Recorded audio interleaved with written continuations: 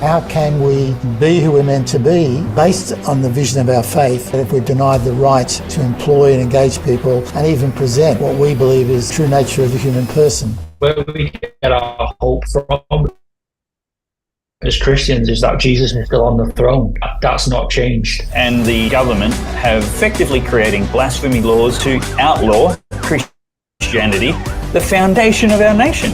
When children will be greeted by staff asking them, which pronouns are you using? What do you mean? They are confusing kids unnecessarily. So that's why the Bible is our foundation for the communion.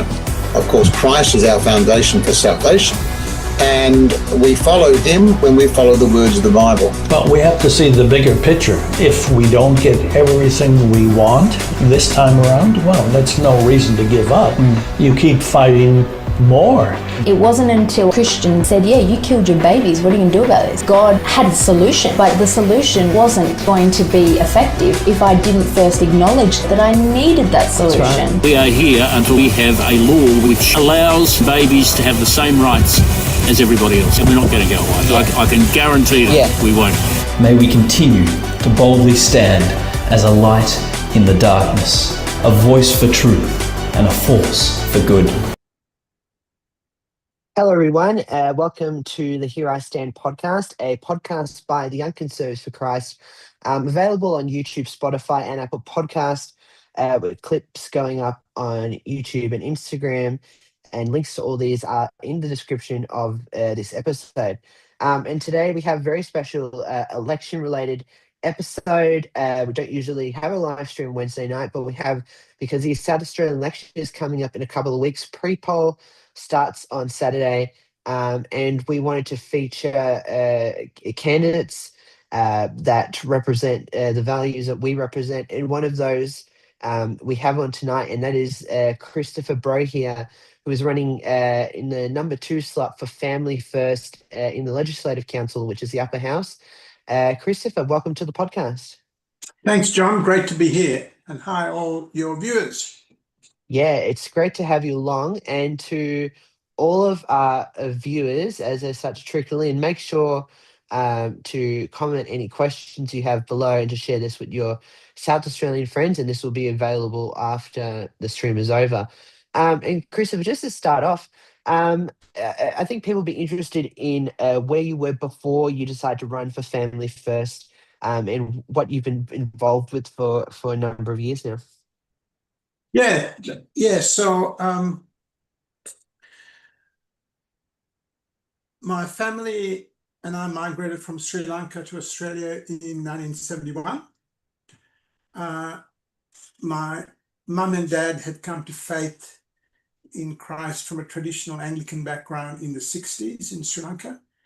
And I used to go to church with them, etc., but I never could understand how God could be in this place. And then I got into law after high school and did a first year law, and took a year off, worked as a jackaroo in the outback in north of St Gino in South Australia, earned some money when traveling overseas, and I got to Bangladesh and I was staying there with an Australian volunteer worker, and he gave me the book called Screwtape Letters to read. It's a book by C.S. Lewis, which is written in the form of letters from a senior devil, Screwtape, to a junior level devil, Slumgob, and teaching him how to tempt the client, who was a man who is a Christian. And there was something in that book that really got to me, because there's a part of the book that said, get the client to hurt someone he loved. And before I'd left, I'd said something to my sister, which I knew would hurt, and I meant it to hurt. And I saw that was sin, that was wrong. I didn't know what to do, so I knelt down by the side of my bed and prayed. And then I went from there to Calcutta in India, and I went to church in the evening, Church of England in St. Paul's Cathedral. Even song, there were 3 people in the church, the minister, a lady, and me. And the minister spoke from John 14, where Philip says to Jesus, Lord, show us the Father and we shall be satisfied. And Jesus says, have I been with you so long, and yet you do not know me, Philip? He that had seen me had seen the Father. How can you say, show us the Father? And he said you could grow up in a church, which I had, and know the Bible stories, which I thought I did, but you may never have met God. And to meet God, you have to meet Jesus Christ. And so right there, I said, yeah. And I knew something changed, because when I left that church, I felt a sense of peace that I'd never felt before. And I got into a bus, there was a girl sitting on the other side, and I thought to look at her like I would have, but I thought, no, I don't want to lose this feeling. So I went on from there. I worked for a month with Mother Teresa's Missionary Brothers of Charity in Calcutta. And I was thinking of joining them, thinking of becoming a monk. And then Christmas Eve 1977, I met Mother Teresa, and I asked her, what should I do? She said, go home. If God wants you here, he'll bring you back. So I came back to Adelaide, picked up law, finished, did about 4.5 years in the country, working as a solicitor, came back, worked in solicitors' firms in the suburb and in the city, and then went to the bar as a barrister in 1993, where I've practiced ever since. We got married in 1991. My wife and I were in the same Christian group in uni called the Navigators, and we raised 4 adult children. My wife homeschooled them till they were year 10, and then they went to a school. But through that whole period, I had an interest in politics. And in about 2011, I got a call from a lady called Ros Phillips, who was part of Family, who was one of the leaders of Family Voice. And she asked me to write something about euthanasia, because there was a bill going down in Adelaide. And so I did with another barrister, and that bill was defeated. And then in 2012, when the issue of same-sex marriage start to come into prominence, I wrote a paper with that same barrister arguing that the feds didn't have power to legislate for same-sex marriage under the Constitution. We sent that to the House of Reps members, and then we were asked to come in, we were asked to appear before the House of Reps committee and the Senate committee, which looked at that, which was looking at that issue. Through that, we met the Australian Christian. I met the Australian Christian lobby, John Lars Shelton, who is now the National Director of Family First.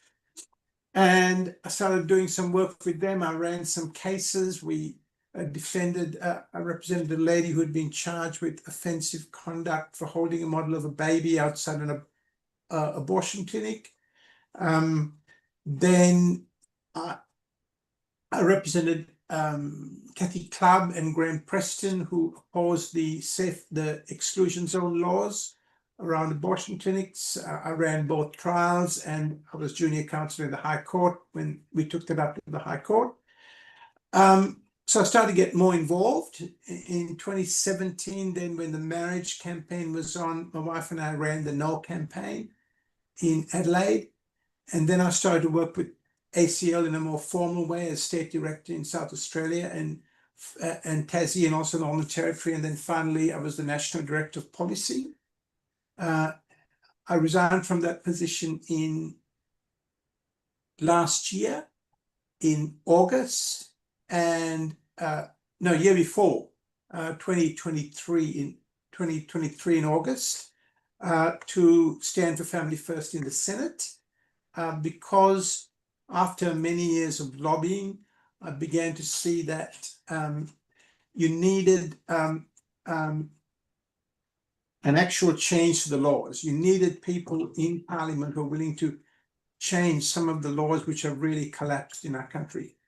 So that was 2023. I ran for the Senate last year in May, lost, but we got about 25,000 first preference votes, about 3% after preferences.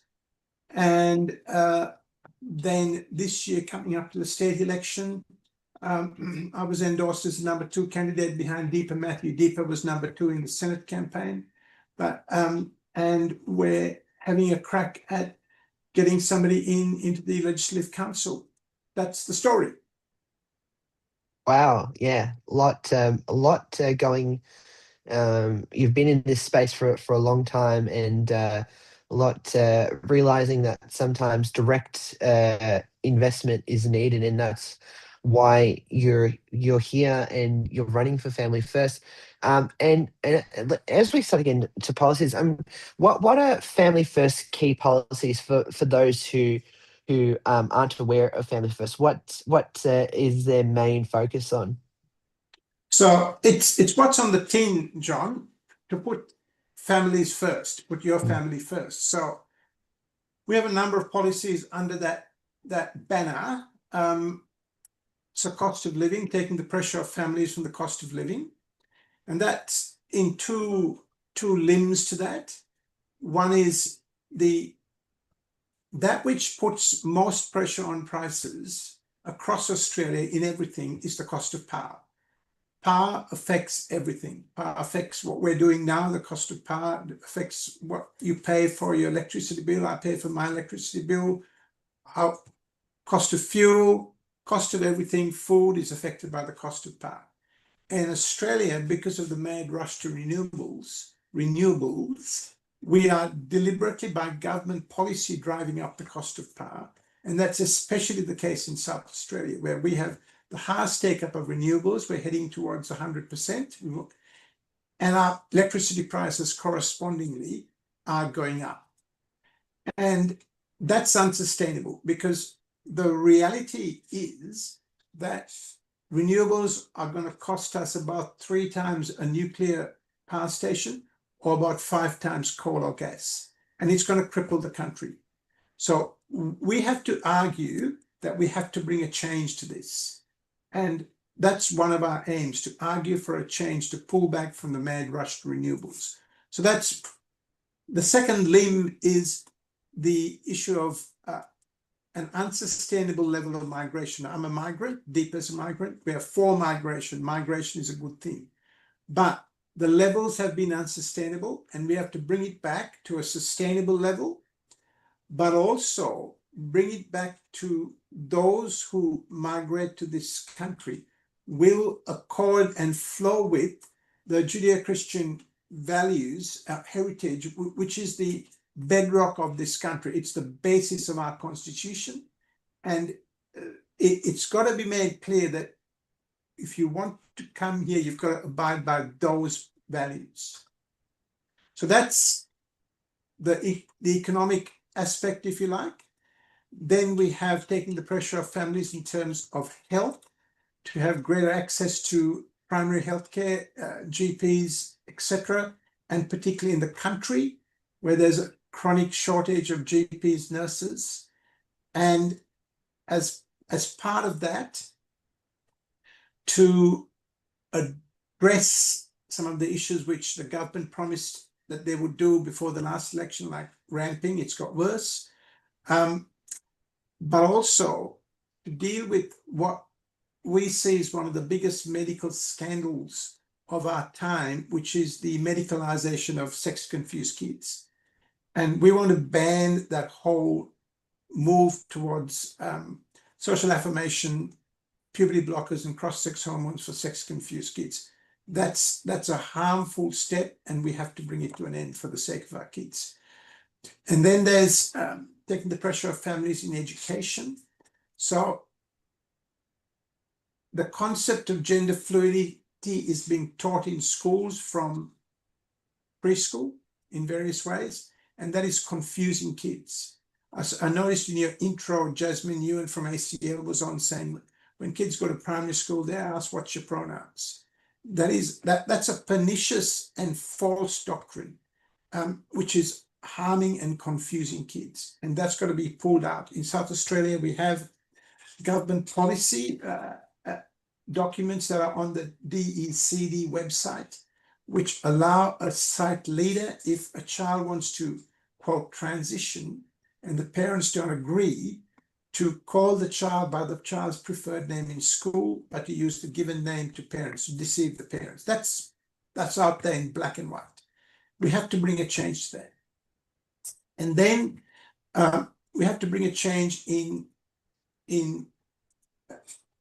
to take the pressure off families in the area of social cohesion and social unrest.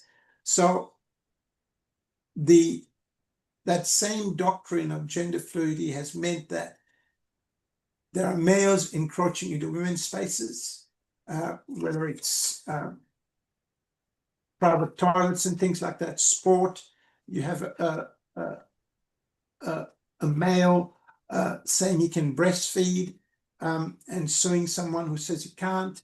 So they're all the things that are happening, and we have to bring that back to truth, bring it back to reality. And then there's the push that will come by this government, in the next parliament rather, to decriminalise prostitution as exists in Victoria. That's been a disaster. We defeated that in South Australia in 2019. We want to do it again and introduce what's called the Nordic model, which criminalises buying, but decriminalises selling. It provides exit strategies for women in prostitution. And then just looping back to education, it's very likely there'll be moves in the next term of parliament to remove the protections from faith-based schools, to hire teachers of their own faith, and we want to oppose that, but promote the fundamental rights of parents to educate their children in their faith. So that's a wrap of our policies. Yeah, no, that's really interesting.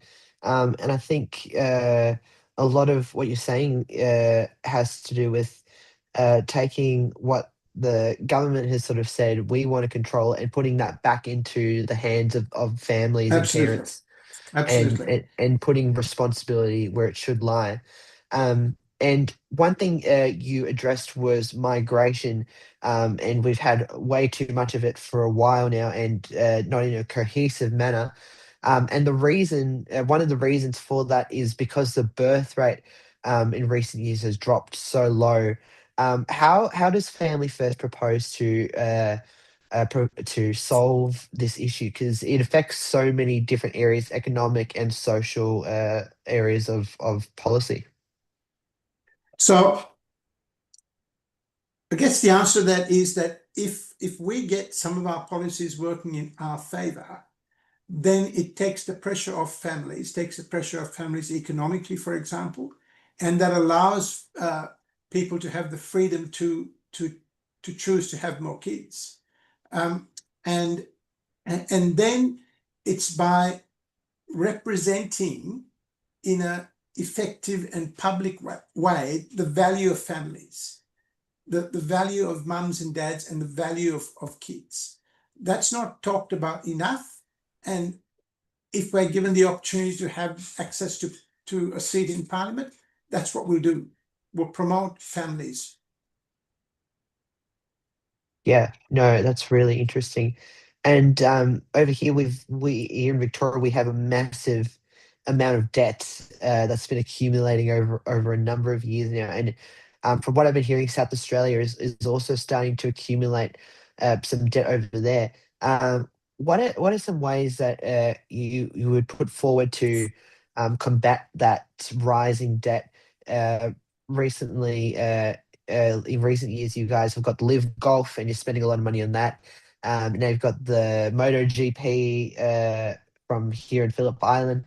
Where are you looking to save money and cut spending in the government? Well, as a minor party, that there's limited things we can do, because we won't be the party of government. But if we can bring a change in the rushed renewables, and if we can bring back dense power, we have got a lot of gas in South Australia. We've got a massive amount of uranium. South Australia has something like 40% of the world's uranium. Wow. And we could be a net exporter of power to Australia, rather than, at the moment, we're bringing in power through an interconnector, and we're building another interconnector, which is buying power from Victoria and then New South Wales. But we can become a state that distributes power to the rest of the country. And so that's one aspect that can start to unwind that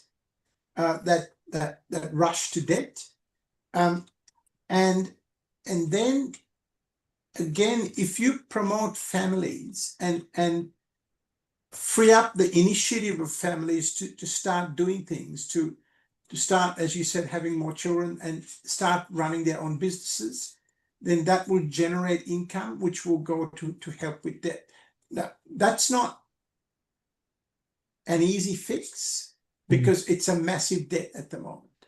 But it can be done by discipline and by vision. Yeah. That's really good and really interesting.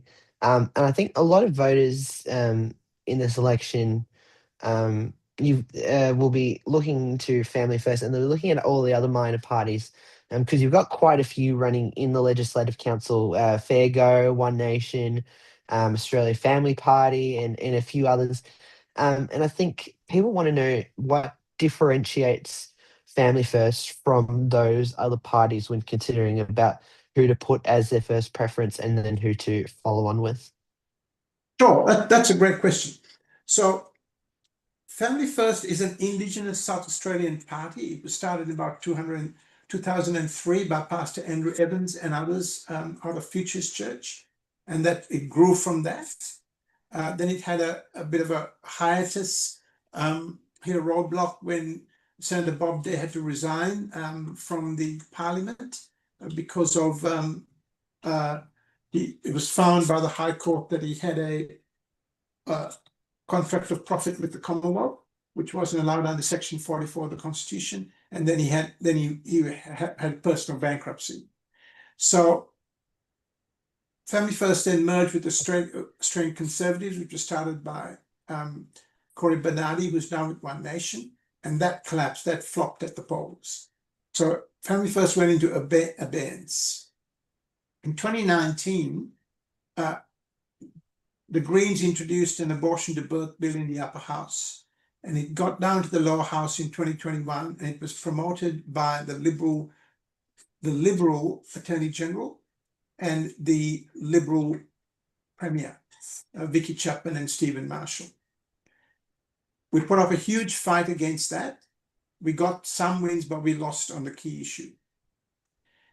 As a result of that, Jack Snelling and Tom Kenyon, who had been members of the Labor Party, they were on the right of the Labor Party, they'd been ministers, they left the Labor Party, and together with Deepa Matthew, who'd been a member of the Liberal Party, she quit the Liberals because of what they did with abortion to birth, and they reformed Family First. The Family First was formed on the basis of being an absolute pro-life party. Now, One Nation isn't.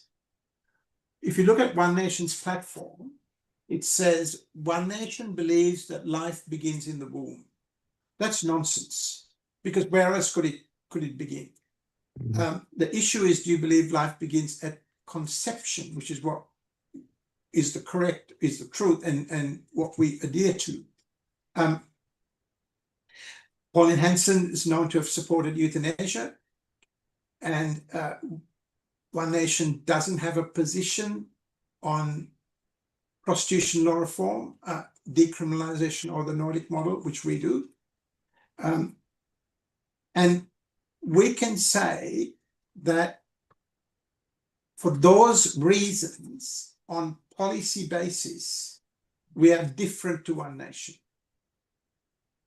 Then there's the Australian Family Party, which was started by Bob Day, again, having another crack. In the Advertiser, which is the paper that the Murdoch print daily, the only daily in South Australia, he's got an ad that says that there are 7 parties behind him, a ragtag group of parties, Australian Federation Party, etc., etc. So no one knows what are going to be the policies of those candidates. So that is another significant difference between Family First, where our policies are clear, and Australian Family Party. Sarah Games' Fair Go Party is a one-person party, really, and it's collapsing. So today, Chris McDermott, who was the lead upper house candidate for Fair Go, resigned. So they're going into an election on their ballot paper. They're going to have Chris McDermott, but he's no longer running for them. So it's a shambles. So in terms of those three parties, One Nation has the profile, but if people want to know what is the difference, we are a clear pro-life party. We will stand for the protection of women, absolutely, as a matter of policy. And that's a clear differentiation between One Nation and the others. Well, they could be a blend of lots of different things. So that's the difference. No, that's really good differentiator there. And as we start to close, what's your final message to South Australians that will go to the polls in the next few weeks? Pre-polls coming up, as you said earlier, on this Saturday. What's your message to them when considering whether to put Family First number one on their ticket? So this election, the upper house is going to be really crucial. It looks like the Labor Party is going to have a thumping win in the lower house. So the upper house has got to be the bulwark to protect and to promote policies and legislation which is based in righteousness and truth. And we will do that. We are committed to that, and we will do that. So give us the chance and we'll do it. That's why vote One Family First, to put your family first. No, that's really good. And do you guys need any help with people standing at pre-poll or volunteering or anything like that people can get involved Absolutely. with? So if anyone's interested in helping, go to www.familyfirstparty.org.au, and there's a volunteer tab there. You can put your name and address, etc., and someone will contact you. So anyone wants to help, more than welcome. Awesome. That sounds really good. Christopher, it's been a great discussion. Really appreciated it. It's really been enlightening to hear of your policies, and hopefully Family First can get a couple of seats in the Legislative Council. Christopher, thank you so much for being on the podcast. Thanks, John. And if you want to find out more about Family First, you can see the links that'll be in the description of this video. You can go to their website, and you can also watch the rest of our podcasts on YouTube, Spotify, and Apple Podcasts, and check out our website, youngconservativeforchrist.com. Thank you so much for watching, everyone, and we'll see you next time.